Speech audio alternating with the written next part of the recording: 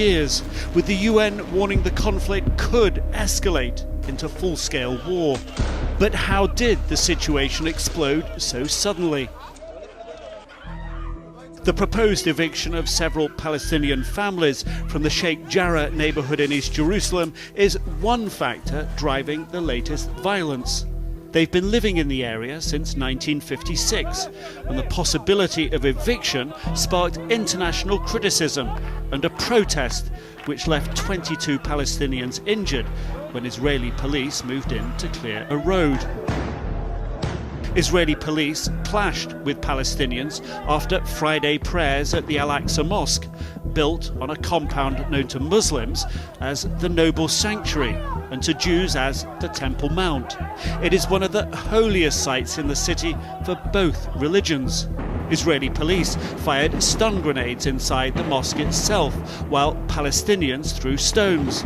As many as 205 Palestinians were injured in the violence.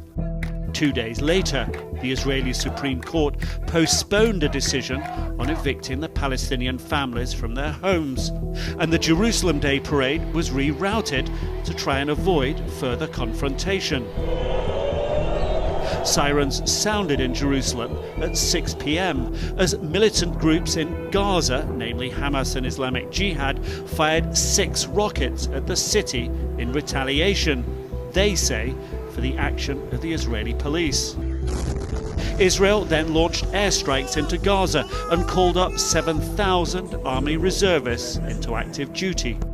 A massive all-day barrage of rockets from Gaza pounded Israeli cities, including Tel Aviv, forcing Israel's main international airport, Ben Gurion, to close. So far, over 3,000 rockets have been fired into Israel, and at least a dozen people have been killed, according to the IDF. Israel's bombing campaign in Gaza has killed over 200 people and injured hundreds more, according to the Hamas-run Gaza Ministry of Health. At least 61 of the dead are children. Israel claims over 100 militants have been killed. There has been gathering international condemnation, but putting an end to the violence looks increasingly difficult. Political, religious and nationalist factors all play a role. And as the situation in the West Bank and Gaza intensifies, there is also growing concern that the violence could spread even further.